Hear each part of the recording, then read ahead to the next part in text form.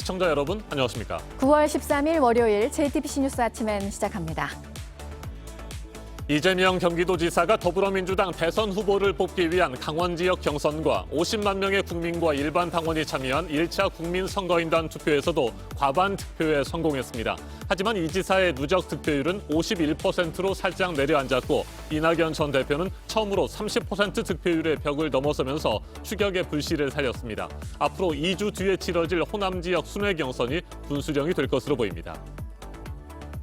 고발 사주 의혹을 수사하고 있는 공수처가 불법 압수수색이라는 국민의힘 주장을 반박하면서 논란에 대해 설명했습니다. 김웅 의원실에 대해 압수수색에 언제 다시 나설지 주목되고 있는 가운데 이번 사건이 박지원 게이트라고 주장하고 있는 윤석열 캠프에서는 오늘 박지원 국정원장을 공수처에 고발할 계획입니다. 북한 조선중앙통신이 지난 토요일과 일요일 이틀 동안 신형 장거리 순항 미사일 시험 발사가 성공적으로 이루어졌다고 오늘 새벽 밝혔습니다. 통신은 북한 영토와 영해 상공을 따라 7,580초를 비행해 1,500km 밖에 있던 표적을 명중했다고 보도했습니다.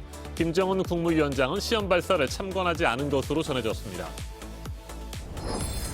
이번 주 말 시작되는 추석 연휴를 앞두고 특별 방역 대책이 오늘부터 시행됩니다. 가정 내에서 백신 접종 완료자를 포함해 8명까지 모일 수 있는 등 일부 조치가 완화가 되는데 정부는 이번 연휴가 추가 확산의 계기가 될 수 있다는 점을 연일 강조하고 있습니다. 어제 휴일 하루 동안의 확진자 수는 1,500명대가 예상됩니다. 조 바이든 미국 대통령이 9.11 테러 20주년 기념식에서 중국 시진핑 국가주석을 미국식 민주주의 작동 가능성을 부정하는 독재자처럼 묘사했습니다. 조지 W. 부시 전 대통령은 미국 내 극단주의 세력을 비판하면서 폭력을 경계했습니다. 이란이 핵사찰 종료를 선언하고 석 달여 만에 제한적 수준의 핵사찰을 시행하기로 국제원자력기구와 합의했습니다. 이란 핵시설에 있는 감시 카메라를 계속 작동시키겠다는 것으로 다만 영상을 교환하는 방법과 시기는 양측이 조율하기로 했습니다.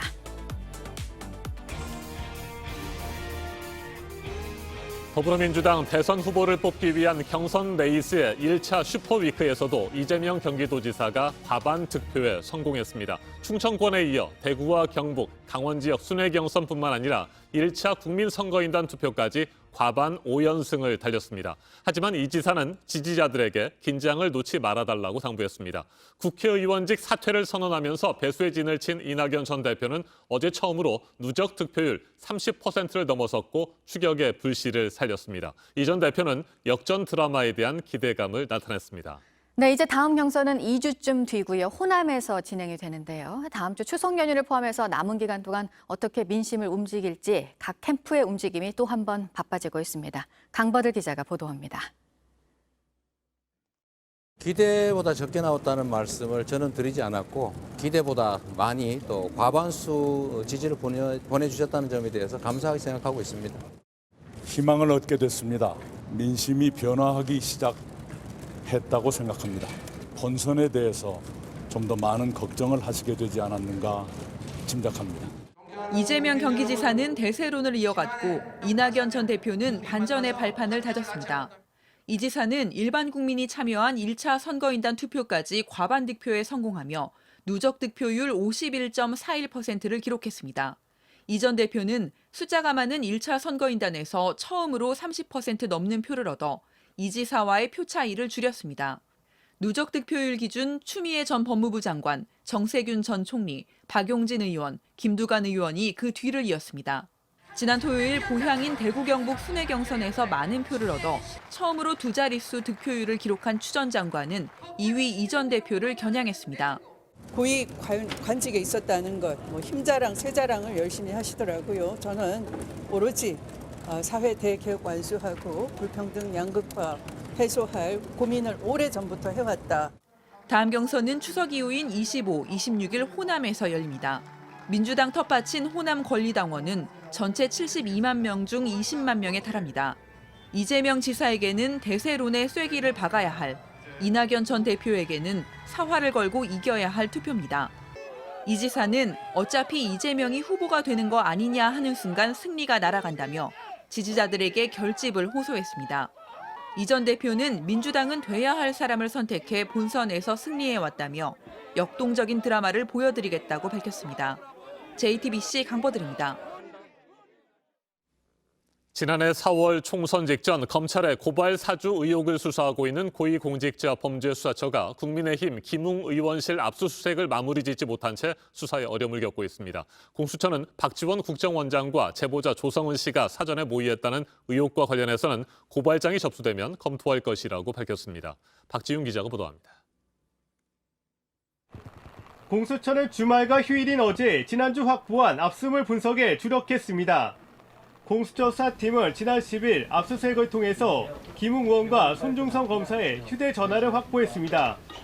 하지만 김웅 의원실에 대한 압수수색은 국민의힘 측이 불법이라고 강하게 항의하면서 제대로 이루어지지 못했습니다. 의정 활동의 많은 내용들이 담겨져 있는 사무실을 수사기관에 와서 압수수색을 전격 시도한다는 것은 납득할 수 없는 매우 과도한 과잉 수사입니다. 이에 대해서 공수처는 부당한 정치 공세에 심각한 우려와 유감을 표한다고 했습니다. 송 검사 휴대전화에 대한 수사도 비밀번호를 확보하지 못해 진전이 없는 것으로 알려졌습니다. 고발장이 전달된 텔레그램 조사와 관련해선 전달받은 제보자 조성은 씨의 휴대전화를 통해서 분석이 이루어지고 있다고 밝혔습니다. 수사팀은 지난주 조성은 씨를 참고인으로 불러 조사했지만 다른 참고인 조사는 아직 하지 않은 것으로 알려졌습니다. 김 의원실에 대한 압수수색이 마무리가 되면 참고인 조사가 이루어질 전망입니다. 한편 박지원 국정원장과 조 씨가 고발 사주 사건을 모의했다는 의혹과 관련해선 공수처는 저희가 집중하는 본질과 다르다면서도 고발장이 들어오면 살펴볼 것이라고 답했습니다. 공수처와는 별도로 진상조사를 하는 대검 수사팀은 송 검사의 PC를 포렌식하고 함께 일한 직원들을 조사했지만 뚜렷한 물증을 확인하지 못한 걸로 알려졌습니다. JTBC 박지윤입니다. 윤석열 검찰의 고발 사주 의혹과 공수처 수사를 둘러싼 정치권의 공방은 갈수록 거세지고 있습니다. 국민의힘은 공수처의 수사가 대선을 앞두고 기획된 정치 공작의 일환이라고 주장하고 있습니다. 윤석열 전 검찰총장의 대선 캠프에서는 제보자 조성은 씨가 박지원 국정원장의 정치적 수양딸이라며 박지원 원장을 오늘 공수처에 고발하겠다고 밝혔습니다. 정혜성 기자입니다. 윤석열 전 총장은 직접 나서 정치 공작이라고 반발했습니다. 이런 정치 공작이 벌어졌을 때 누가 손해를 보고 누가 정치적으로 이득을 봅니까? 그거를 저는 생각해야 된다고 봅니다. 캠프도 기자회견을 열고 이번 사건을 고발 사주 의혹이 아닌 박지원 게이트로 규정했습니다. 이번 사건은 박지원 원장과 그의 정치적 수양딸인 조성은 씨가 대한민국의 대통령 선거에서 유력 야당 주자를 제거하고자 꾸민 정치 공작 사건으로밖에 볼 수 없음을. 제보자 조성은 씨가 뉴스버스의 보도 전 박지원 원장을 만났을 때 동석한 인물이 있다면 누군지 수사를 통해 밝혀야 한다는 주장도 펼쳤습니다. 국민의힘 당 차원의 지원 사격도 그 강도가 세졌습니다. 조 씨의 국정원 방문 가능성까지 제기했습니다. 만약 조성은 씨가 국정원을 출입한 것이 확인된다면 이것은 정치 공작의 행동되어질 가능성을 주목하지 않을 수 없는 대목이 될. 이준석 대표는 공수처의 의도와 수사의 역량을 의심했습니다. 이 대표는 언론 인터뷰에서 윤 전 총장은 피의자로 입건될 상황이 아니라며 공수처가 신설 조직이라 그런지 모르겠지만 이 문제를 너무 가볍게 다루고 있는 것 같다고 했습니다. 국민의힘은 문재인 대통령이 박 원장을 즉각 해임해야 한다고도 했습니다. 윤석열 캠프는 공수처에 박 원장을 국정원법과 공직선거법 위반 혐의로 고발할 계획입니다. JTBC 정혜성입니다. 이처럼 윤석열 후보 캠프 쪽에서 고발 사주가 아닌 박지원 게이트라고 공세를 펼치자 조성은 씨도 추가 입장을 밝혔습니다. 어제 새벽 소셜미디어에 올린 글에서 자신이 젊은 여성이어서 스스로 판단할 수 없으니까 뒤에 누가 있다는 식의 의혹이 이어진다며 의혹을 해명해야 할 사람은 윤 전 총장과 김웅 의원이라고 주장했습니다. 민주당 역시 황당한 물타기 시도를 하지 말라고 목소리를 높였습니다. 김태형 기자입니다. 제보자 조성은 씨는 박지원 배우설을 반박했습니다. 조 씨는 입장문에서 여권 인사와의 친분은 논란의 대상이 아니라고 주장했습니다. 특히 자신의 이력과 신상을 공격의 빌미로 삼은 데 대해 강하게 반발했습니다. 조 씨는 젊은 여성의 이미지로 제가 감히 판단하고 결정할 수 없다는 식으로 말하며 뒤에 누가 있다고 하고 싶겠지만 2016년 총선 공천심사위원과 비상대책위원 등을 경험했다고 밝혔습니다. 그러면서 제보자가 과거 여의도 바닥에서 어떤 일을 했는지 다 알 것이라고 말한 윤 전 총장의 발언이 위협적으로 느껴져 대검에 이어 공수처에까지 고발장 등 자료를 제출했다고도 설명했습니다. 조 씨는 앞서 JTBC와의 인터뷰에서 김웅 의원에게 받은 고발장 등의 자료를 당의 다른 관계자에게 전달한 적 없다고 말했습니다. 다만 자신에게 자료가 전달됐듯 당의 다른 인물이나 집단이 공유하고 있었을 가능성도 있다고 했습니다. 누군가는 이제 전달해서 왔던 자료이기 때문에 누군가는 어떤 집단과는 공유하고 있었지 않을까라는 생각은 했고, 문제의 손준성 보냄이라고 쓰여있는 고발장 사진 캡처 파일이 조 씨를 거치지 않고 당의 다른 관계자를 통해 지난해 8월 당시 미래통합당이 실제 접수한 최강욱 고발장으로 이어졌을 가능성을 새롭게 제기한 겁니다. 민주당은 압수수색에 반발하고 있는 김웅 의원을 상대로 수사에 성실히 임할 것을 촉구했습니다. 또 윤 전 총장을 겨냥해선 내 입맛대로만 수사란 의미였냐며 박지원 배우설에 대해 황당한 물타기 시도라고 했습니다. JTBC 김태영입니다. 오늘 0시 기준 국내 코로나19 신규 확진자 수는 1,500명대 이를 것으로 보입니다. 어젯밤 9시까지 1,407명이 추가로 확진 판정을 받았습니다. 지난 7월 7일 이후 69일 연속 4자릿수 확진자입니다. 이번 주말부터 많은 사람들이 이동하는 추석 연휴가 시작되는데 수도권을 중심으로 확산세가 이어지고 있습니다. 그런데 이 같은 상황에서도 여전히 방역 수칙을 어긴 채 몰래 술을 팔고 마시는 사람들이 있습니다. 거제도에서는 옥상 컨테이너 창고를 개조해 밤 10시 이후 영업을 이어가던 업소가 적발됐습니다. 백민경 기자가 보도합니다. 불 꺼진 복도 한편의 창고문. 소방대원들이 매달려 문을 떼어냅니다. 숨어있던 손님들이 캄캄한 방 속에서 모습을 드러냅니다. 창고라며 끝까지 문을 열어주지 않았던 업주는 거칠게 대원들을 막아서기도 합니다. 진작 그러면 문을 열면 되잖아요. 이곳은 술과 안주를 팔면서 카드게임을 할 수 있는 이른바 홀덤펍입니다. 4층에서 홀덤펍을 운영하던 이 업체는 문을 닫아야 하는 오후 10시가 지나면 옥상에 있는 창고로 손님을 안내해 영업을 계속한 걸로 확인됐습니다.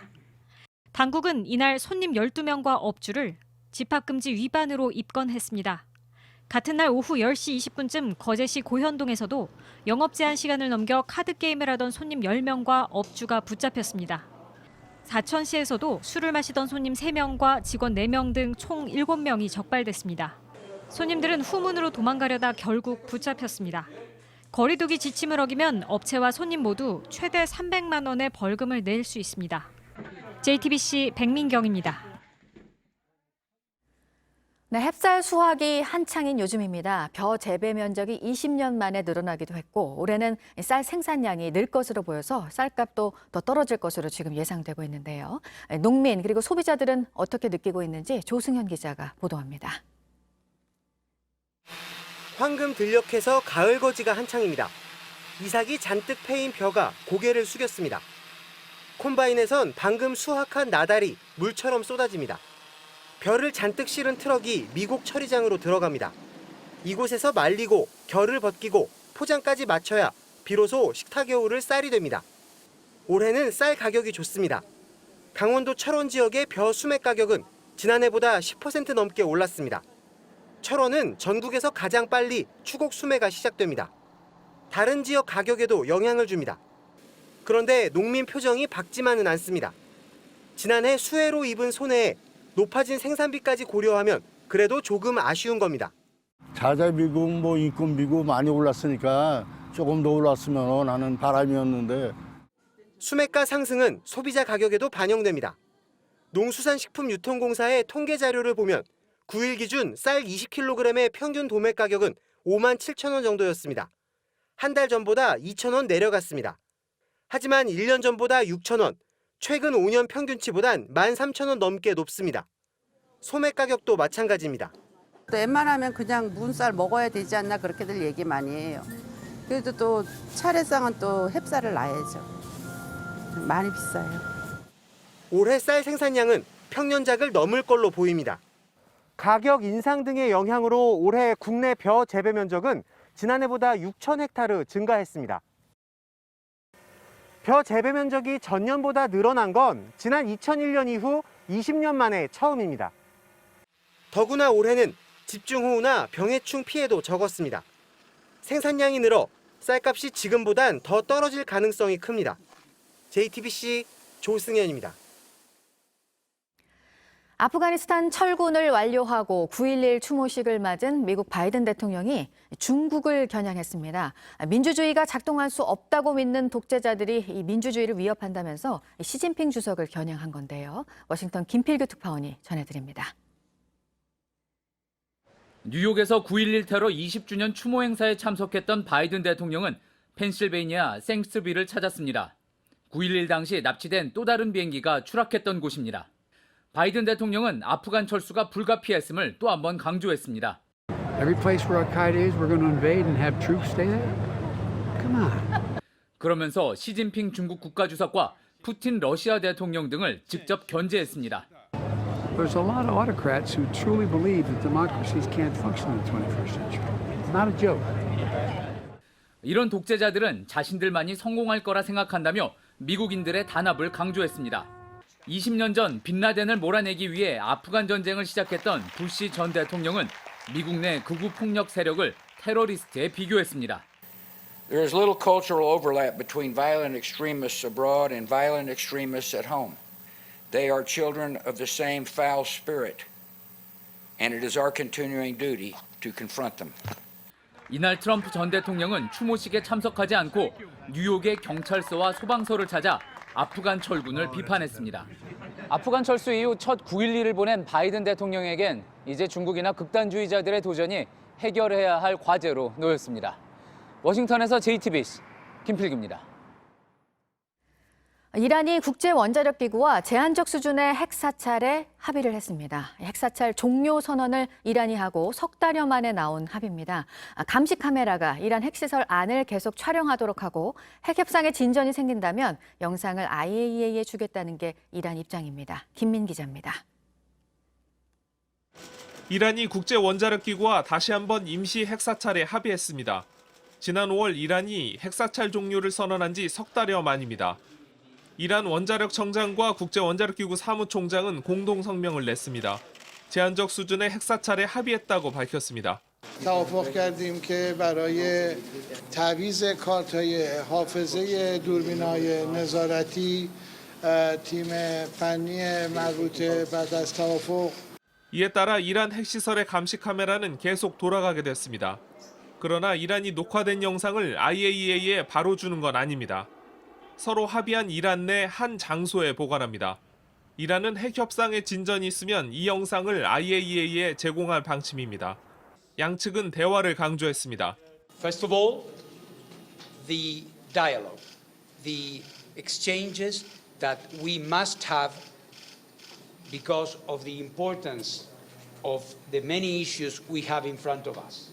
앞서 이란은 2018년 도널드 트럼프 전 미국 대통령이 일방적으로 핵합의 파기 선언을 하자 2019년 5월부터 단계적으로 핵합의 조항 이행 범위를 축소했습니다. 지난 4월부터는 프랑스, 영국, 중국 등과 핵합의 복원 협상을 진행해왔지만 지난 6월 잠정 중단된 상태였습니다. JTBC 김민희입니다. 이번에는 오늘 아침 체크해봐야 할 뉴스들을 분야별로 살펴보겠습니다. 먼저 정치 분야입니다. 한미일 북핵 수석 대표가 오늘부터 이틀 동안 일본 도쿄에서 잇따라 만납니다. 어제 도쿄에 도착한 노규덕 한반도 평화교섭 본부장은 오늘 후나코시 다케이로 일본 외무성 아시아 대양주 국장과 회의를 하고 내일은 성김 미국 대북 특별대표도 참석하는 한미일 북핵 수석 대표 협의에 참여합니다. 이 같은 상황에서 내일 중국 왕이 외교부장은 우리나라를 방문합니다. 대선 출마를 선언한 국민의당 안철수 대표와 김동연 전 경제부총리가 오늘 한 강연회에 함께 참석합니다. 제3지대로 분류되는 안 대표와 김 전 부총리가 만나는 것은 처음입니다. 제3지대 세력화나 연대에 대한 이야기가 오갈지 관심이 모아지고 있습니다. 국민의힘 대권주자인 윤석열 전 검찰총장과 최재형 전 감사원장이 어제 저녁 1시간가량 만났습니다. 대선 출마를 선언한 이후 두 사람이 단독으로 만난 것은 처음입니다. 윤석열 검찰의 고발 사주 의혹을 국가정보원의 정치 공작으로 규정하고 공동 대응하기로 약속했습니다. 노조와 단체 협약을 처음으로 맺은 삼성전자에서 임금 협상을 위한 노사 간의 논의가 오늘 시작이 됩니다. 오늘 만남에서는 교섭 일정 등을 논의하고 본격적인 협상은 추석 연휴 이후에 시작이 될 것으로 예상됩니다. 추석 연휴가 끝나면 전기요금, 도시가스요금 모두 오를 가능성이 큰데요. 전기요금은 정부가 오는 23일쯤에 결정을 하는데 인상 쪽에 무게가 실리고 있고요. 도시가스요금도 원료비가 크게 오른 상황이라서 더 요금 동결을 할 수는 없을 거라는 전망이 나오고 있습니다. 지난해 7월 말에 새 임대차법이 시행된 이후에 이른바 반전세 비중이 크게 늘고 있는데요. 지난달 서울에서 있었던 이런 월세를 낀 임대차 거래가 전체의 40%에 육박했습니다. 법이 시행되고 1년 동안 반전세 거래 비중이 시행 전 1년 동안에 비해서 7%포인트 높아졌습니다. 계속해서 사회 분야 뉴스입니다. 어제 오후 전남 여수의 한 원룸촌에서 신생아가 버려진 채 발견돼 경찰이 수사에 나섰습니다. 쓰레기 봉투 안에서 발견된 신생아는 병원에서 치료를 받고 있는데 다행히 생명에는 지장이 없는 것으로 알려졌습니다. 경찰이 인근 주민들을 상대로 경위를 조사하고 있습니다. 어제 저녁 충남 보령시 대천 해수욕장 인근 바다에서 낚시를 하던 60대 남성 2명이 바다에 고립됐습니다. 해경이 출동해 이들을 구조했는데 갯바위에서 낚시를 하다가 물때를 알지 못해 고립된 것으로 알려졌습니다. 어제 부산 사하구의 한 주택가에서 이동식 크레인이 옆으로 넘어졌습니다. 7m 높이의 크레인 위에서 건물 외벽에 페인트 칠을 하던 60대 노동자가 바닥으로 떨어져 다쳤습니다. 경찰이 크레인 기사 등을 상대로 정확한 사고 원인을 조사하고 있습니다. 한중일 세 나라의 e스포츠 국가대항전이 사흘간의 일정을 마무리하고 어제 막을 내렸습니다. 우승은 중국, 우리 선수단은 준우승을 했습니다. 내년 대회는 중국에서 열릴 예정입니다. 거문도 갯바위에 생태 휴식제가 시범 운영이 되는데요. 낚시 등으로 오염된 갯바위를 보존하기 위해서 1년 동안 출입을 통제하고 정화 작업을 벌입니다. 오늘부터 한 달 동안 계도 기간을 거쳐서 단속이 시행이 됩니다. 솔로로 데뷔한 블랙핑크의 멤버 리사의 노래 뮤직비디오가 K-팝 솔로 가수로는 가장 빠른 시간에 유튜브 조회수 1억 건을 넘겼습니다. 뮤직비디오가 공개되고 이틀 만에 세운 기록입니다. 네, 오늘부터 나흘 동안 국회 대정부 질문이 있습니다. 첫날인 오늘은 정치 분야로 이른바 고발사주 의혹 그리고 언론중재법 개정안 등을 놓고 여야의 충돌이 이어질 것으로 예상됩니다. 코로나 국민지원금을 오늘부터는 은행이나 주민센터에서도 신청할 수 있습니다. 지난주 온라인 신청 때처럼 이번 주 첫 주는 출생연도 끝자리를 기준으로 요일제가 적용이 됩니다. 네, 오늘부터 2주 동안 추석 특별 방역 대책이 시행이 됩니다. 요양병원과 시설, 방문 면회가 가능해지고 오는 17일부터 23일까지는 백신 접종자를 포함해 최대 8명까지 가족 모임이 또 허용이 됩니다. 하지만 정부는 고향 방문을 자제하고 방역 수칙을 더 철저히 지켜줄 것을 강조하고 있습니다. 분야별 뉴스들 체크해드렸습니다.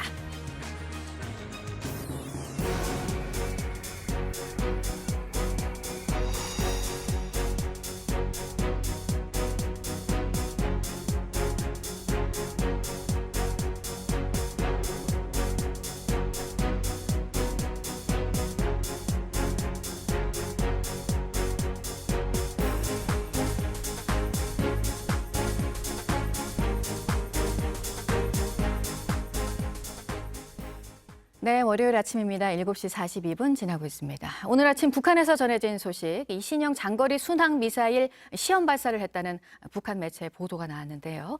지금 어떻게 파악이 되고 있는지 보도국 연결해서 자세히 알아보도록 하겠습니다.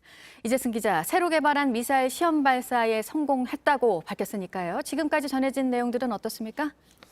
네, 이러한 내용들 북한 조선중앙통신이 오늘 아침에 보도했습니다. 시험 발사는 지난 11일부터 12일 이틀에 걸쳐 이뤄졌습니다. 통신은 발사된 신형 장거리 순항 미사일들은 타원과 팔자형 비행기들을 따라 7,580초를 비행해 1,500km 떨어진 표적을 명중했다라고 보도했습니다. 사거리 1,500km는 일본 대부분 지역까지 도달할 수 있는 거리입니다. 이번 시험 발사는 박정천 당 비서와 김정식 당 군수공업부 부부장 등이 참석했고 김정은 국무위원장은 참관하지 않은 것으로 전해졌습니다.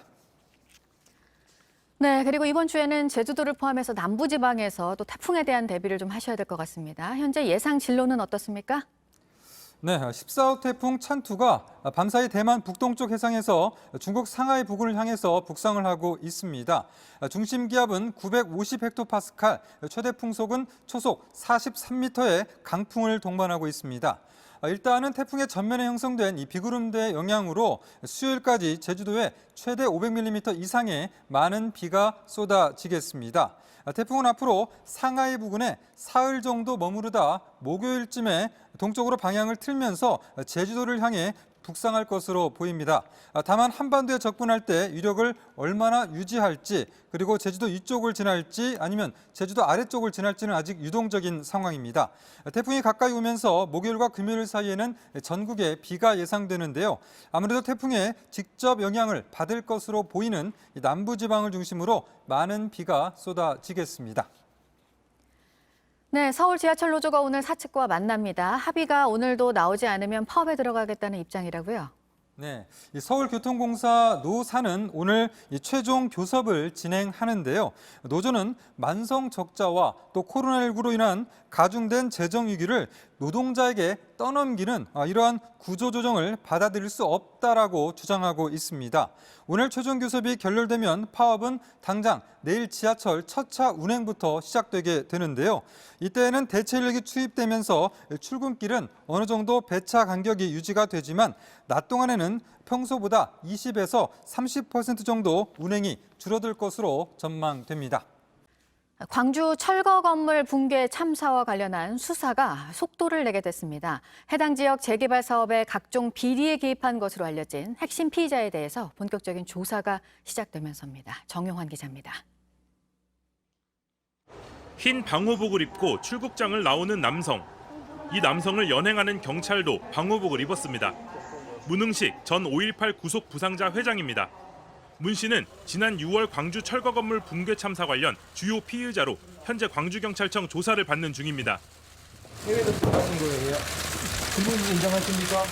이것보다 대표하면 해주세요. 문 씨는 붕괴 참사가 일어난 학동 4구역 재개발 정비 사업에 각종 비리 전반에 개입한 인물로 알려졌습니다.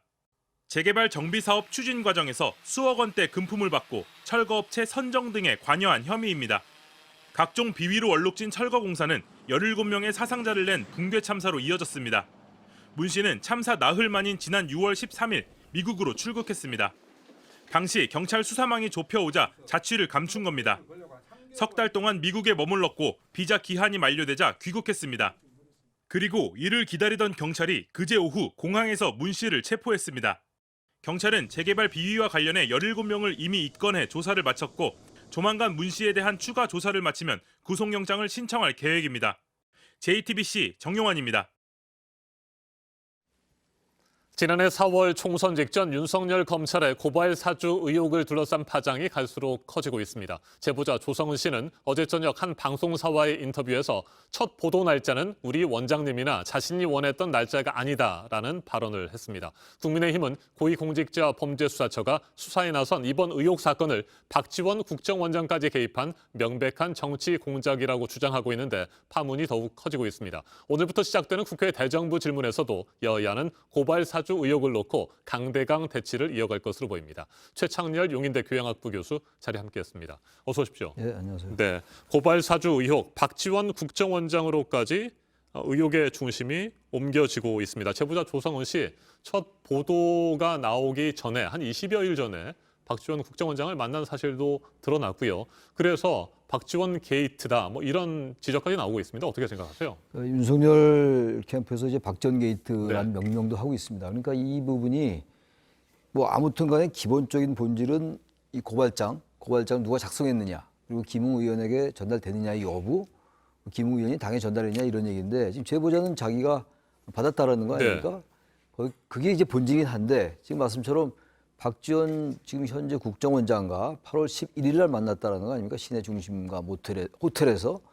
근데 글쎄요, 거기서 무슨 얘기가 나눠졌는지는 아직 전혀 모르죠. 그리고 특히 이 고발 사주 의혹 사건에 관련된 얘기는 전혀 나누지 않았다라는 게 지금 제보자 조성은 전 미래통합당 부선대위원장의 주장이긴 합니다만 지금 좀 다른 보도도 또 이따 나오고 있어요. 이따 말씀이 나올지 모르겠는데 그렇다면 이게 아까 말씀드린 그런 본질은 분명히 있는 것이지만 박지원 국정원장이 지금 야당에서 주장하는 것처럼 만약에 조성은 씨와 이러한 일에 대해서 얘기를 나누고 이 일을 관련해가지고 만났다면 네. 그리고 다른 형태의 개입이 있었다면 이러한 가정을 전제로 말씀드리는 건데 이 부분은 아까 말씀드린 사건의 본질 못지않은 엄청난 일이 될 수가 있는 거죠. 그건 사실상 국정원장의 정치 개입이 되는 것이기 때문에 그러나 이 부분은 아직 전혀 네. 어떤 뭐 예단이라든지 근거나 이런 게 전혀 나온 건 없습니다. 네. 네. 자, 윤석열 전 검찰총장 측은 오늘 공수처에 박지원 국정원장을 국정원법과 공직선거법 위반 혐의로 고발하겠다는 방침이고요. 네. 민주당은 이에 맞서서 황당한 물타기다. 뭐 이런 반응을 보이고 있군요.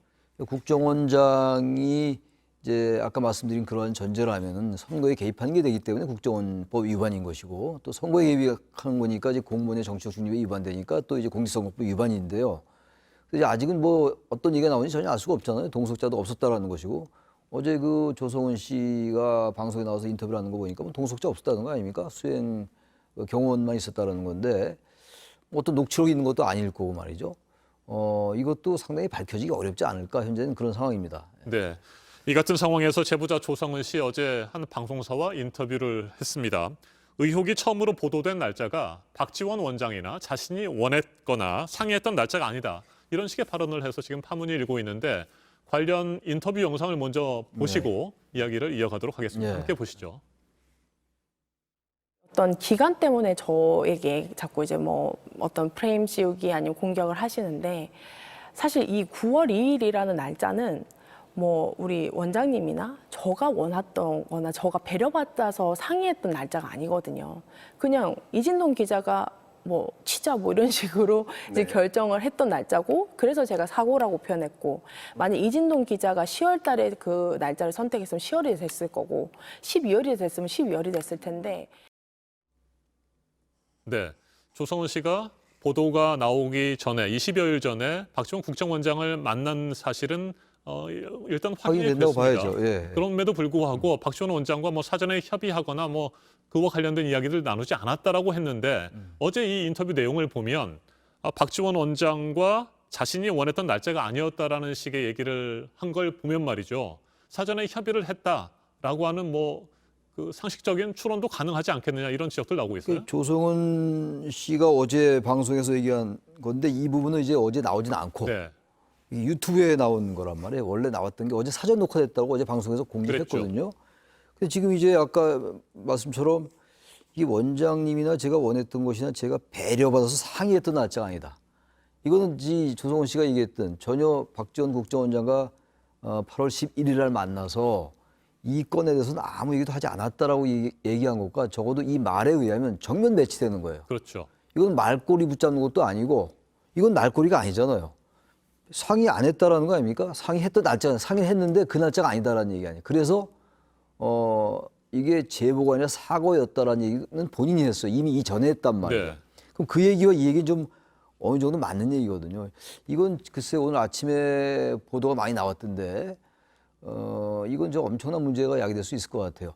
여기에 대해서 이제 해명을 어떻게 하느냐, 이 말의 의미가 무엇이었냐고 얘기가 또 나왔던데 조금 아까 또 보도가 나왔던데 그걸 봐도 이 말, 이 유튜브에 나왔던 이 부분을 국정원장과 자기가 원했던 날짜가 아니란 말을 해명하기엔 대단히 역부족이에요.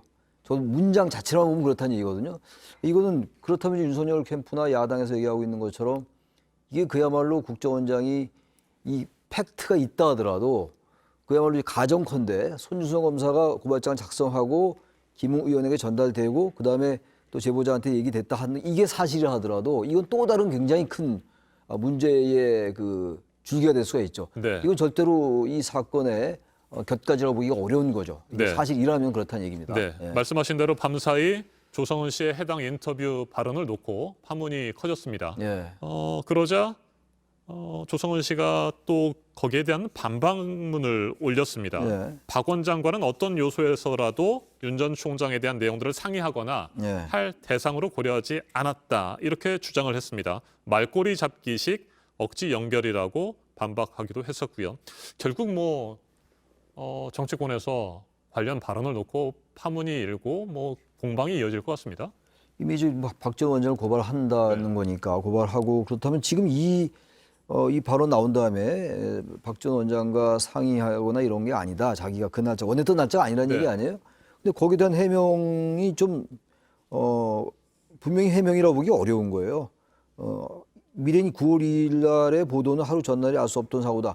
그것과 지금 이 부분을 해명하기에는 상당히 맞지가 않죠. 논리적으로는 적어도 그렇죠. 예.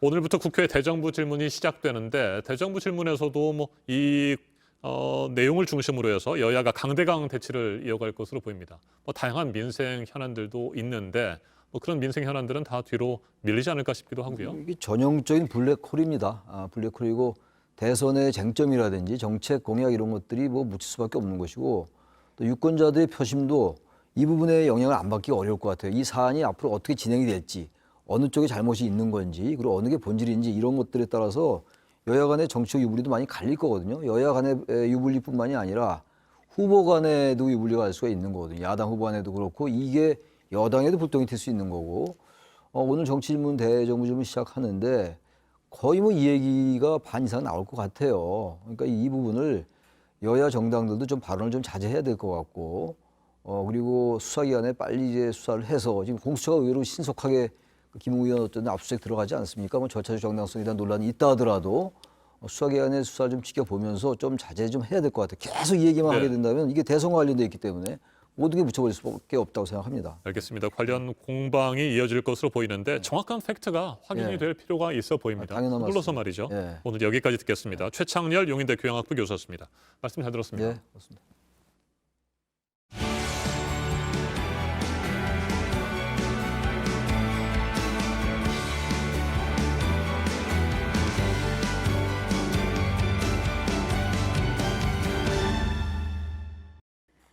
네, 오늘 중부지방은 대체로 맑겠고 낮 동안 늦더위가 이어지겠고요. 남부지방은 대체로 흐리겠습니다. 낮 최고 기온은 서울 30도를 비롯해 중부지방은 어제와 비슷하겠고 남부지방은 광주와 대구가 27도 등 어제보다 2, 3도가량 낮겠습니다. 제주도에서는 북상하는 태풍 찬투의 영향으로 비가 오겠는데요. 모레까지 많게는 500mm의 비가 올 것으로 예보됐습니다. 아침엔 뉴스워치, 오늘 하루 관심을 가지고 지켜봐야 할, 기억해야 할 뉴스 끝으로 정리해드립니다. 이재명 경기도지사가 더불어민주당 대선 후보를 뽑기 위한 강원 지역 경선과 50만 명의 국민과 일반 당원이 참여한 1차 국민선거인단 투표에서도 과반 득표에 성공했습니다. 하지만 이 지사의 누적 득표율은 51%로 살짝 내려앉았고 이낙연 전 대표는 처음으로 30% 득표율의 벽을 넘어서면서 추격의 불씨를 살렸습니다. 앞으로 2주 뒤에 치러질 호남 지역 순회 경선이 분수령이 될 것으로 보입니다. 고발 사주 의혹을 수사하고 있는 공수처가 불법 압수수색이라는 국민의힘 주장을 반박한 가운데 김웅 의원실에 대해서 압수수색에 언제 다시 나설지 주목됩니다. 이번 사건이 박지원 게이트라고 주장하고 있는 윤석열 캠프에서는 오늘 박지원 국정원장을 공수처에 고발할 계획입니다. 북한 조선중앙통신이 지난 토요일과 일요일 이틀 동안 신형 장거리 순항 미사일 시험 발사가 성공적으로 이뤄졌다고 오늘 새벽 밝혔습니다. 통신은 북한 영토와 영해 상공을 따라 7,580초를 비행해 1,500km 밖에 있던 표적을 명중했다고 보도했습니다. 김정은 국무위원장은 시험 발사를 참관하지 않은 것으로 전해졌습니다. 추석 특별 방역 대책이 오늘부터 시행됩니다. 오는 17일부터 일주일 동안은 가정 내에서 백신 접종 완료자를 포함해 8명까지 모일 수 있는 등 일부 조치가 완화가 되는데 정부는 이번 연휴가 추가 확산의 계기가 될 수 있다는 점을 연일 강조하고 있습니다. 어제 하루 확진자 수는 1,500명대가 예상됩니다. 오늘 전해드릴 소식은 여기까지입니다. 이상으로 JTBC 뉴스 아침엔 월요일 순서 모두 마치겠습니다. 내일 아침 7시 20분에 다시 찾아뵙겠습니다. 건강한 하루 보내시기 바랍니다. 고맙습니다.